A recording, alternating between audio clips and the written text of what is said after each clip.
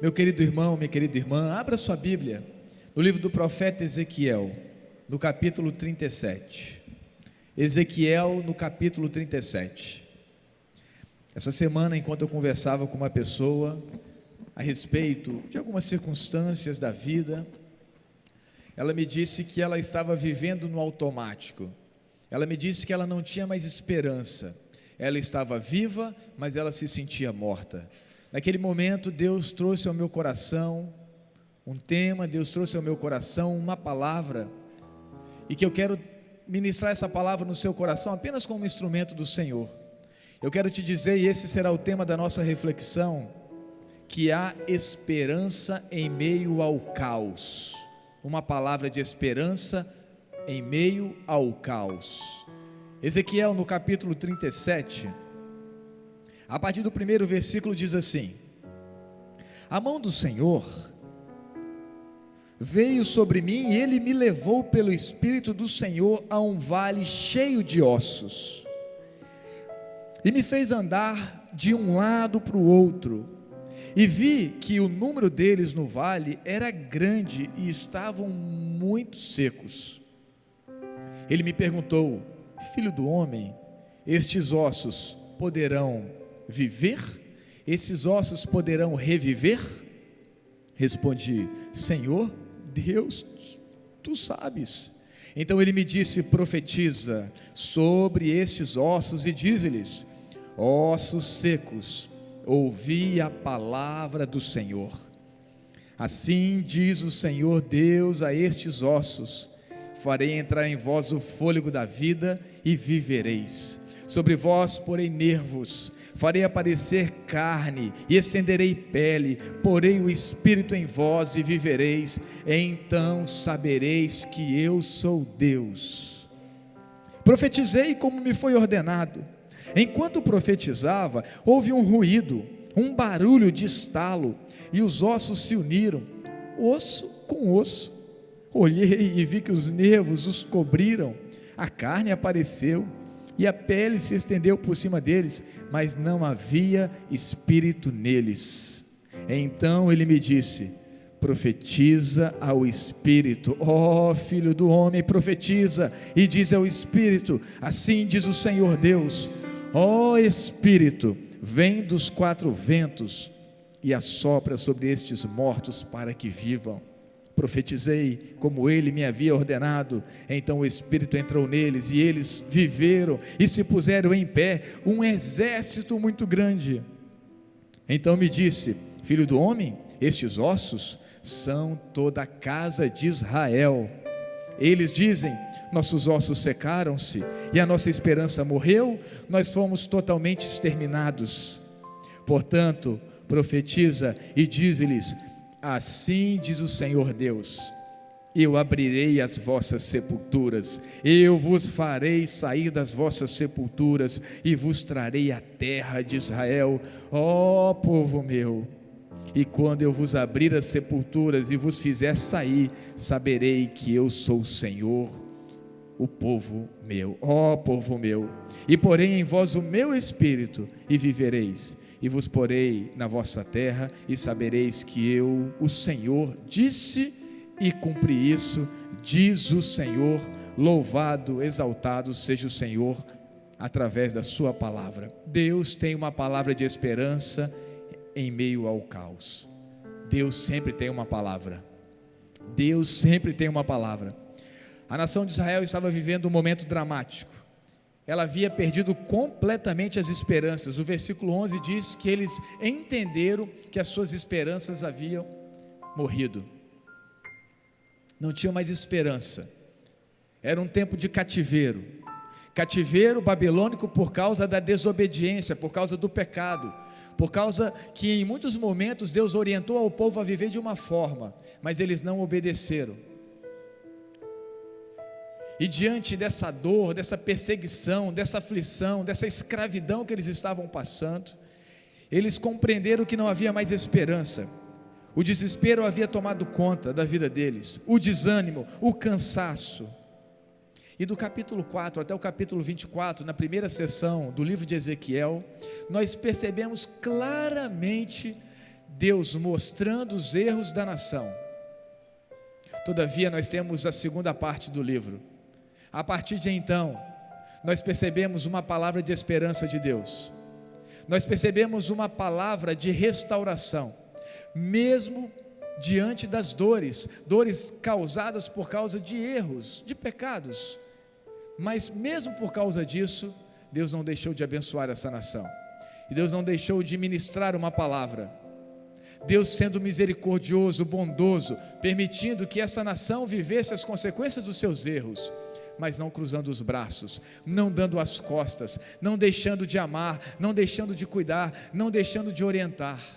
E Deus levanta um profeta para trazer uma palavra do alto. Deus levanta um homem de Deus para trazer uma palavra de esperança, uma palavra que os tiraria daquele tempo, uma palavra que os levaria a algo mais distante, uma palavra que encheria o coração deles de esperança, os tirando daquele momento, do foco, da dor, da desesperança, do desespero, da escravidão.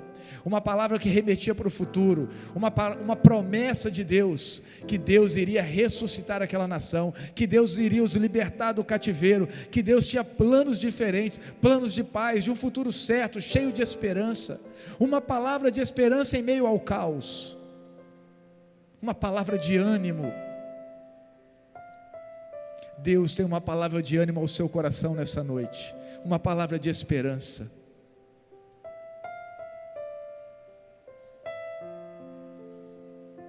E nós vemos Deus se movimentando aqui, levantando um homem de Deus, um profeta, em meio a um caos, um arauto, um sentinela, alguém comissionado, chamado por Deus. E Deus levanta esse homem, e Ezequiel, ele tem uma visão, e nós lemos do versículo 11 até o versículo 14, a explicação dessa visão. Ele tem uma visão, ele viu algo que simbolizava o que estava acontecendo com aquela nação. Provavelmente Deus o levou em espírito num alto, numa planície, e ali naquela visão ele viu um vale de ossos secos. Só que esses ossos não tinham sido sepultados, eles estavam expostos, vários ossos espalhados, sem vida nenhuma, secos, sem umidade nenhuma, sem tutano, sem nervos, sem pele, ossos secos, provavelmente ossos já se desfazendo. Essa é a visão do profeta. Deus o leva e ele vê um monte de ossos, um vale de ossos secos. E aí Deus fala com o profeta, profetiza, versículo 4: abra a boca e diga, ossos secos, ouça a palavra do Senhor. Deus manda o profeta nesta visão pregar a palavra, profetizar, proferir palavras para aquele tempo e palavras para um futuro. Prega para um vale de ossos secos. Só que antes de Deus mandar o profeta pregar, Deus pergunta ao profeta: você acha que esses ossos podem reviver? Você acha que a forma que as coisas estão acontecendo, é possível uma mudança? Quem poderia mudar aquela circunstância? Quem poderia mudar aquele estado de calamidade? Quem poderia mudar aquele caos? Seria a filosofia do momento? Seria os juízes? Seria os partidos políticos? Seria os homens de influência da época? Quem é que pode nos tirar desse momento que nós estamos vivendo? Meu querido irmão, minha querida irmã, onde nós estamos colocando a nossa esperança? Quem que pode nos socorrer nesse tempo que nós vivemos? Quem é que tem uma palavra de esperança? Quem é que pode mudar esse cenário? Quem é que pode trazer ao nosso coração uma palavra de alento, de esperança? Quem é que pode renovar as nossas forças? O profeta diz: Senhor, só o Senhor sabe. O profeta reconhece que aquele estado, somente uma intervenção divina, somente Deus poderia mudar aquele momento, somente Deus poderia mudar aquela circunstância, somente Deus poderia mudar aquela situação. Não importa o que nós estamos vivendo ou passando, Deus pode mudar. Deus pode fazer de um vale de ossos secos um exército vivo, porque Deus é poderoso. O profeta prega, o profeta abre o coração, o profeta proclama, o profeta diz: ossos secos.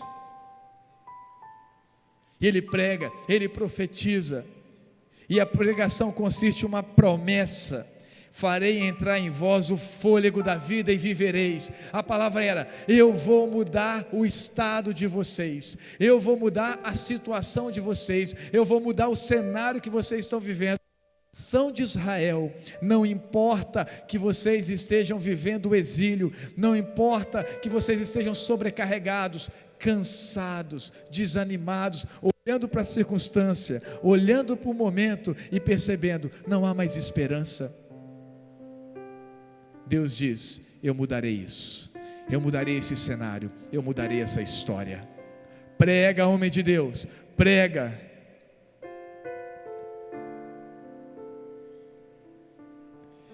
O apóstolo Paulo, lá em Romanos 1,16, diz: porque eu não me envergonho do Evangelho, pois ele é o poder de Deus para a salvação de todo aquele que crê, primeiro do judeu e também do grego. O Evangelho é o poder de Deus. Eu quero conclamá-los nessa noite a pregação do Evangelho. Qual é a palavra que Deus traz ao nosso coração? Vocês querem viver um momento diferente? Vocês querem que eu brote esperança no coração de vocês? Vocês querem que eu mude o cenário de vocês? Eu tenho poder para isso, mas primeiro é necessário que a igreja se levante como sentinela, como arauto, como proclamador do Evangelho do Deus vivo. Chegou o momento da igreja pregar, da igreja orar, da igreja se curvar. A palavra de Deus para nós nessa noite é: prega a palavra. Foi isso que o apóstolo Paulo diz para Timóteo: jovem pastor Timóteo, prega a palavra, insista a tempo e fora de tempo, pregue a palavra. Pai, pregue a palavra sobre o teu filho. Quando ele estiver dormindo, põe a mão na cabeça e profetiza, diga: filho, você é uma bênção do Senhor, filha, você é herdeira do Senhor, eu proclamo sobre a sua vida, você será uma serva, você será um servo, você pregará, você viverá o Evangelho. Pregue a palavra. Vamos pregar, vamos orar, vamos viver, porque Deus é capaz de mudar todo o cenário, Deus é capaz de mudar toda a circunstância, Deus pode todas as coisas. E o que acontece diante dessa pregação? Nós temos dois cenários, dois estágios distintos. No primeiro cenário, versículos 7 e 8 mostram isso. Há uma sinalização de vida. Começamos a perceber que algo começa a acontecer. Houve um ruído, um barulho de estalo, os ossos se uniram, osso com osso, esqueletos começam a ser formados, e aí o profeta diz: eu olhei e vi que os nervos os cobriram, a carne apareceu e a pele se estendeu por cima deles, mas não havia espírito neles. Então, nessa visão de Ezequiel, ele percebe a restauração em dois cenários, em dois estágios. Ele prega, a vida começa a mudar o estágio, mudar o ambiente, mas faltava algo que só Deus pode fazer. Queridos, nós pregamos, mas quem dá vida é Deus, quem sopra o espírito da vida é o Senhor que sopra sobre o homem o fôlego da vida. Nós vemos isso em Gênesis, e nós vemos nesse segundo estágio, que essas pessoas já estavam de pé, mas não havia o espírito, não havia vida plena, ainda era como essa pessoa que me disse, era um vivo morto, como muitas pessoas hoje que estão vivendo, mas estão mortas, estão quase que vegetando, não tem o espírito de vida, não tem vida plena, comunhão total. Só que Deus não faz nada incompleto, o que Ele tem para fazer, Ele faz de forma completa. Aí entra a graça maravilhosa do Senhor, a restauração total, vida. Deus vem e sopra vida. Então, versículo 9, ele me disse: profetiza ao Espírito, ao Filho do Homem, profetiza e diz ao Espírito: assim diz o Senhor, ó Espírito, vem dos quatro ventos e assopra sobre estes mortos, para que vivam. Profetizei como ele me havia ordenado, então o Espírito entrou neles, e eles viveram e se puseram em pé, um exército muito grande. Você consegue perceber? Você consegue perceber a mudança no cenário? Você consegue perceber a mudança no cenário? Deus trazendo vida. Deus como essa lâmpada iluminando, trazendo ao coração vida, trazendo esperança. Deus sendo misericordioso. Antes só ossos, uma nação sem esperança, mas agora um exército vivo, porque Deus é capaz de trazer vida. Deus quer trazer vida ao seu coração, Deus quer trazer vida à sua família, Deus quer mudar a nossa história. O segundo estágio é o estágio da vida, da ressurreição, da restauração total. Sabe por quê, meu querido irmão, minha querida irmã? Para o nosso Deus não existe nada que seja impossível. Nada é impossível para o nosso Deus. O nosso Deus é o Deus do impossível. O nosso Deus é o Deus que pode mudar, pode alterar. Permita o Espírito Santo agora trazer ao seu coração, gerar no seu coração, talvez um coração cansado.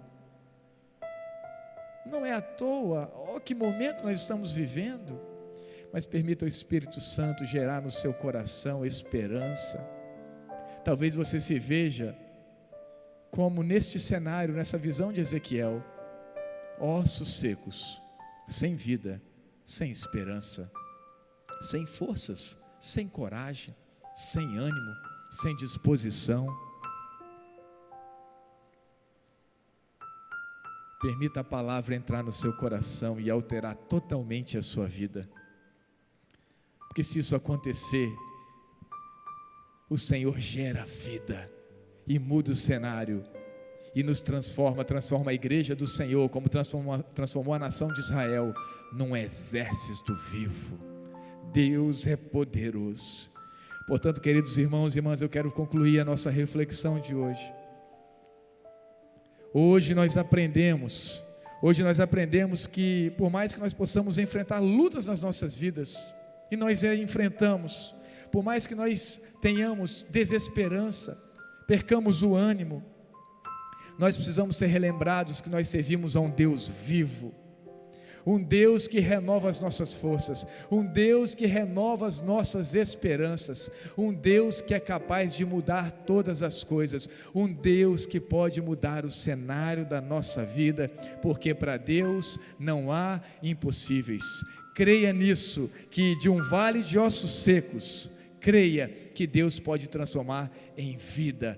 Deus é poderoso para fazer todas as coisas, que nós possamos entender isso, que nós possamos viver assim, e que nós possamos compartilhar essa mensagem, uma mensagem de esperança ao seu coração. Vamos orar mais uma vez, queridos irmãos e irmãs. Pai, muito obrigado, Pai, obrigado por essa palavra de esperança, uma palavra de esperança aos nossos corações, que de um vale de ossos secos, como nesse simbolismo, nessa visão, nós percebemos aqui em Ezequiel, o Senhor se inclina, o Senhor levanta um profeta, como o Senhor tem levantado tantas pessoas para nos abençoar, para trazer uma palavra de esperança ao nosso coração. E após, ó Deus, a Tua palavra ser ministrada, essa palavra, ela penetra no coração, porque ela é viva e eficaz, ela é viva, ela não volta vazia, ela muda, e ela traz vida, ela ressuscita a esperança, ela traz novamente ao nosso coração coragem, disposição e fé, para continuarmos, na certeza, ó Deus, que nessa visão, Aquela nação literalmente foi ressuscitada, ela retorna para Jerusalém, conduzida pelo Senhor. Da mesma forma, nós cremos que nós, ó Deus, seremos ressuscitados de forma plena no Senhor, quando nós partirmos daqui. Essa é a esperança da Tua palavra, que por mais que enfrentemos lutas, por mais que enfrentemos dias difíceis, nós podemos crer num Deus que intervém, num Deus que pode todas as coisas, num Deus de milagre. Mas também nós não queremos esquecer que o grande milagre é a eternidade, é a vida com o Senhor. Muito obrigado, Pai, por ter ministrado em nossos corações nessa noite. Muito obrigado, ó Deus, porque o Senhor falou aos nossos corações desde o início desse culto. É a Ti que nós oferecemos um culto de gratidão, de louvor, de intercessão, de adoração, de clamor, mas também nós queremos obedecer a Tua voz, queremos viver, cumprir a Tua palavra. Esse é o nosso desejo, essa é a nossa oração, e assim nós oramos gratos, no nome poderoso de Jesus. Amém, Senhor.